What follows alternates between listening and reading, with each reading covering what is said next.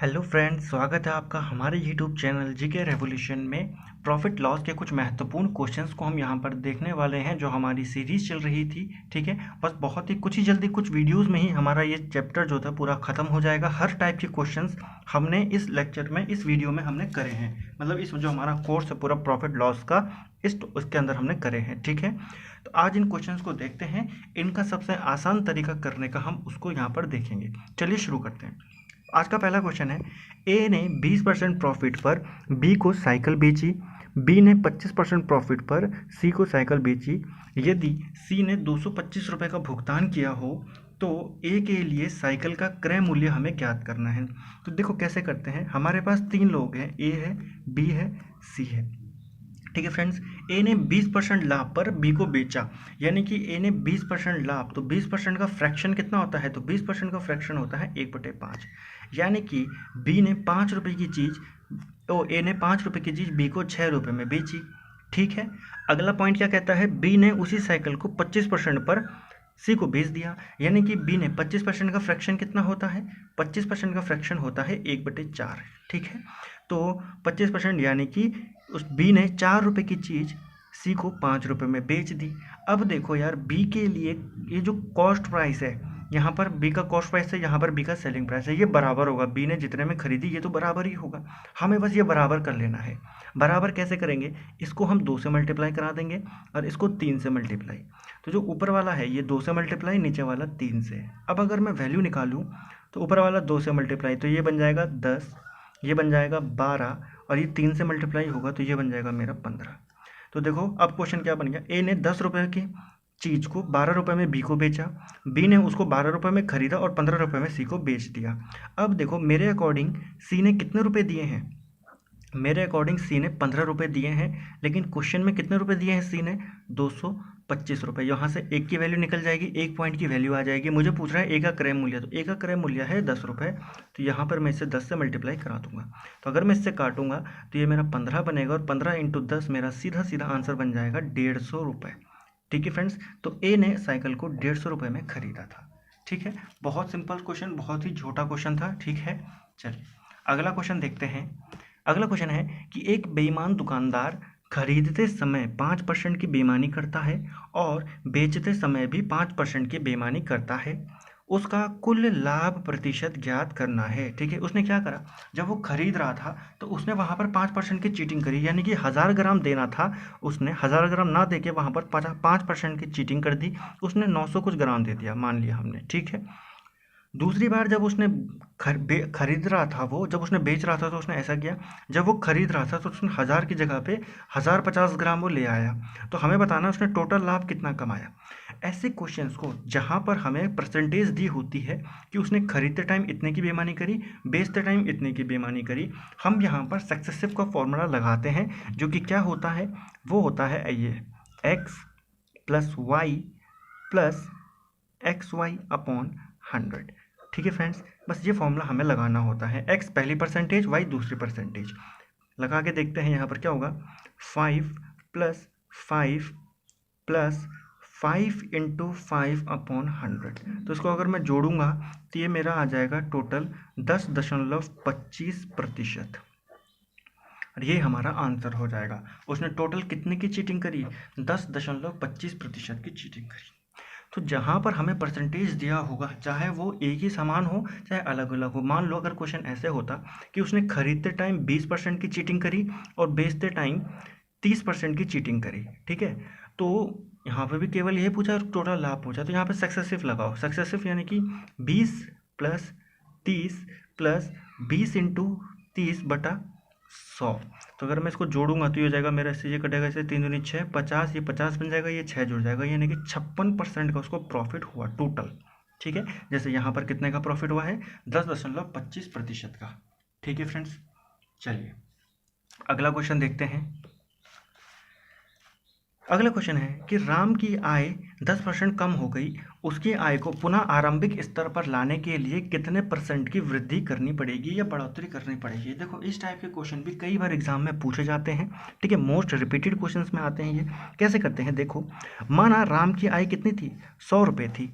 100 रुपये से कितनी हो गई? उसने बोला 10% कम हो गई, तो 100 रुपये का होता है 10%, 90 रुपये। अब मुझे क्या करना है, मुझे इसकी आय वापस 100 रुपये करनी है, तो मुझे कितना बढ़ाना पड़ेगा, मुझे 10 बढ़ाना पड़ेगा। और कहाँ से बढ़ाना पड़ेगा मुझे, अब मुझे 90 से बढ़ाना पड़ेगा, तो मैं 90 से बढ़ाऊँगा, ठीक है। और परसेंटेज पूछ रहा है तो कितने प्रतिशत की, तो इसको मैं 100 से गुणा कर दूँगा। बस ये करना था हमको। कितना बढ़ाना है, यहाँ से हमने देखा 100 था, 90 हो गया। अब मुझे यहाँ से इसको वापस 100 बनाना है, तो मुझे 10 बढ़ाना पड़ेगा। मैं कहाँ से बढ़ा रहा हूँ वो मैंने नीचे लिखा, ठीक है। जहाँ से हम बढ़ाएंगे हम वहाँ पर लिखेंगे, और 100 से यानी कि परसेंटेज में कन्वर्ट। अगर मैं इसको सॉल्व करूँ तो ये मेरा बन जाएगा 11.19% की मुझे बढ़ोतरी करनी पड़ेगी, ठीक है फ्रेंड्स। तो इस टाइप के क्वेश्चन भी आपके चुटकियों में सॉल्व हो सकते हैं, ठीक है। चलिए अगला क्वेश्चन देखते हैं आज का। अगला क्वेश्चन क्या कहता है, देखो एक ये रहा हमारा। ये देखो ऐसे क्वेश्चन भी कई बार एग्जाम में पूछे जाते हैं। देखो क्वेश्चन क्या कहता है कि नमक की कीमत में 20% कमी हो जाने पर एक व्यक्ति 100 रुपये में 4 kg अधिक नमक खरीद लाया, ठीक है। नमक की नई कीमत ज्ञात करो। देखो इस टाइप के क्वेश्चन को आप बहुत सारे मेथड इसमें बनते हैं, बहुत सारे आपको क्वेश्चन इसमें देखने को मिलेंगे, ठीक है। कैसे करते हैं उस चीज़ को समझते हैं। देखो उसने क्या बोला कि पहले नमक की कीमत में कितने परसेंट की कमी हो गई, 20% की। इसमें वही वाला कॉन्सेप्ट यूज होगा जो भी हमने लास्ट वाले क्वेश्चन में देखा था, ठीक है। चलिए शुरू करते हैं इसको। तो क्या है, देखो सबसे पहले हम लिखेंगे यहाँ पर प्राइस, ठीक है। प्राइस की बात करते हैं, यहाँ पर हम ओल्ड प्राइस की बात करेंगे, यहाँ पर हम न्यू प्राइस की बात करेंगे। प्राइस क्या है, 20% की कमी हो गई, फ्रैक्शन में कन्वर्ट करेंगे 20 को तो 1/5 होता है। यानी कि पहले प्राइस 5 रुपये था, अब प्राइस 4 रुपये हो गया, ठीक है। हम यहाँ पर लिखते हैं कंजप्शन, ठीक है। तो कंजप्शन कितना होगा, कंजप्शन चेंज नहीं होता, ठीक है ना। ऐसे क्वेश्चन में हम ऐसा मान के चलते हैं। तो यहाँ पर क्या था, पहले मैंने 5, मेरे पहले जो चीज़ थी वो 5 रुपये की आती थी, अब मैं 4 रुपये की वो चीज़ आती है।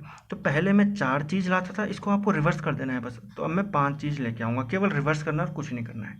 अब देखो पहले मैं 5 रुपये में 4 आइटम लेके आ रहा था, अब मैं 4 रुपये में 5 आइटम लेके आ रहा हूँ। तो यहाँ पर कितने की बढ़ोतरी हुई है मेरी, 1 की। मेरे पास 1 पॉइंट की बढ़ोतरी हुई है, लेकिन क्वेश्चन कह रहा है 4 kg की बढ़ोतरी हुई है, यानी कि इस 1 की वैल्यू 4 हो जाएगी। अगर 1 की वैल्यू 4 हो गई तो यहाँ पर तो 4 है, तो इसका मतलब हो जाएगा 16, और इसका मतलब हो जाएगा 20, ठीक है फ्रेंड्स।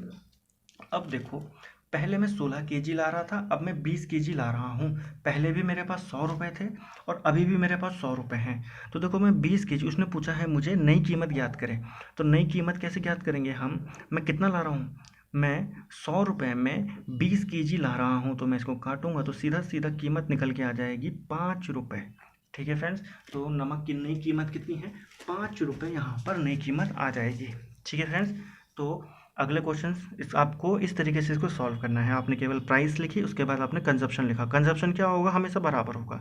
आपने देखा हमारे अकॉर्डिंग तो 1 बढ़ रहा है, उसके अकॉर्डिंग 4 बढ़ रहा है, तो मैंने 4 की वैल्यू यहाँ पर गुणा करा दी। तो पहले मैं 16 kg ला रहा था, अब मैं 20 kg ला रहा हूँ। अगर पूछता पुरानी कीमत बताओ, तो मैं यहाँ पर 100 को 16 से डिवाइड कर देता, ठीक है फ्रेंड्स। चलिए अगले क्वेश्चन देखते हैं और क्लियर हो जाएंगी बातें।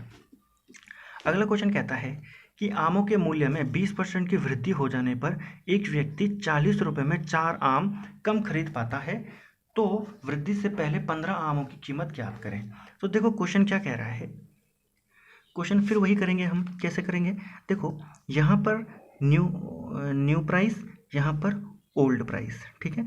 और यहाँ पर पहले प्राइस लिख लेते हैं और फिर कंजप्शन लिख लेते हैं, ठीक है फ्रेंड्स।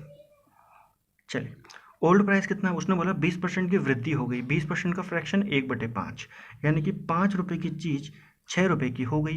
कंजप्शन क्या होगा, कंजप्शन का रेशियो 6/5, 6 और 5 हो जाएगा। ये चीज़ तो ठीक है। अब क्या हो रहा है, हमारे अकॉर्डिंग वो 1 आम कम ला रहा है, उसके अकॉर्डिंग वो 4 आम कम ला रहा है। फिर वही बात, 4, 1 की वैल्यू 4 आ गई, तो यहाँ पे तो 6 है, तो इसको मैं यहाँ पे लिख लेता हूँ। 6 है तो 6 की वैल्यू तो 24 हो जाएगी, और 5 की वैल्यू क्या हो जाएगी, 20 हो जाएगी। मैंने कुछ नहीं करा, मैंने इस 4 की गुणा इन दोनों में करा दी, 24 और 20 आ गया, ठीक है। चलो तो पहले मैं 40 रुपये के 24 आम ला रहा था, ठीक है। तो मुझे 1 आम की कीमत निकालनी पड़ेगी, क्योंकि पहले की बात हो रही है। मुझे क्या बोला, वृद्धि से पहले 15 आमों की कीमत ज्ञात करो। तो मुझे वृद्धि से पहले 1 आम की कीमत पता होनी चाहिए। कैसे में निकलेगी, देखो मैंने क्या करा, मैंने ₹40 के मैं 24 आम लेके आया, तो यहाँ से मेरी एक आम की कीमत निकल जाएगी। ठीक है फ्रेंड्स, एक आम की कीमत निकल जाएगी और जितनी भी आएगी उसको मैं किससे गुणा करा दूंगा, 15 से, क्योंकि मुझे 15 आमों की कीमत पता करनी है। अगर मैं इसको सॉल्व करूंगा तो मेरा आंसर आ जाएगा यहाँ पर सीधा सीधा ₹25। ठीक है फ्रेंड्स, तो ₹25 मेरा यहाँ पर आंसर हो जाएगा। ठीक है, आप सॉल्व करके देख सकते हैं इसको। चलिए, तो ऐसे क्वेश्चन थे, बहुत ही सिंपल क्वेश्चन, बहुत ही छोटा क्वेश्चन होता है। ठीक है फ्रेंड्स, आप चुटकियों में ऐसे क्वेश्चंस को कर सकते हो। चलिए अगला क्वेश्चन देखते हैं। देखो फिर से वही क्वेश्चन है जो अभी हमने ऊपर किया था। क्या कहता है कि चीनी की कीमत में 20% की कमी आ गई, जिसके कारण ₹600 में 5 किलो चीनी अधिक खरीदी जाती है। चीनी का प्रारंभिक मूल्य, यहाँ पर अब शुरुआती मूल्य पूछ रहा है, तो कैसे में हम निकालेंगे। तो देखो कैसे में हम निकालेंगे, वही चीज़ें, पहले यहाँ पर प्राइस, ठीक है, और फिर यहाँ पर कंजप्शन। ठीक है, यहाँ पर ओल्ड प्राइस, यहाँ पर न्यू। ठीक है, ओरिजिनल और चेंज वाला। प्राइस बोला उसने 20% की कमी हो गई, 20% का फ्रैक्शन 1/5, 1/5 यानी कि ₹5 की चीज़ 4 में हो गई। कंजप्शन 2 था, वो 4 और 5 हो जाएगा। हमारे अकॉर्डिंग देखो कितने रुपये, कितना बढ़ रहा है, 1 kg, इसके अकॉर्डिंग बढ़ रहा है 5 kg, इसको 5 के इक्विवेलेंट कर दो। ठीक है, 5 की गुणा यहाँ करा दो, तो ये हो जाएगा मेरे पास 20 kg और ये हो जाएगा मेरे पास 25 kg। ठीक है फ्रेंड्स, ये आ गया। अब बोल रहे हैं प्रारंभिक मूल्य बताओ, तो पहले भी ₹600 थे, अभी भी ₹600 हैं। तो पहले मैं ₹600 में 20 किलो ला रहा था, तो नई प्राइस कितनी हो जाएगी, मतलब प्रारंभिक मूल्य कितना हो जाएगा, ₹600 में मैं 20 किलो ला रहा था, इसको मैं काटूंगा तो सीधा सीधा आंसर मेरा बन जाएगा ₹30।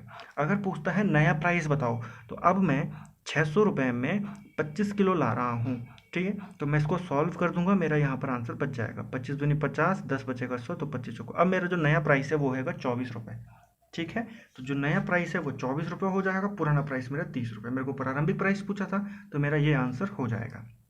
ठीक है फ्रेंड्स, तो आज के लिए इस वीडियो में इतना ही रखते हैं। बहुत इंपॉर्टेंट हमने क्वेश्चन इसमें देखे, 6 क्वेश्चन देखे, 6 के 6 अलग टाइप के देखे। ठीक है फ्रेंड्स, तो ऐसे क्वेश्चन बनते हैं एग्जाम में, आप इनको अच्छे से कीजिए और देखते रहिए हमारा यूट्यूब चैनल जीके रेवोल्यूशन। ठीक है फ्रेंड्स, थैंक यू फ्रेंड्स।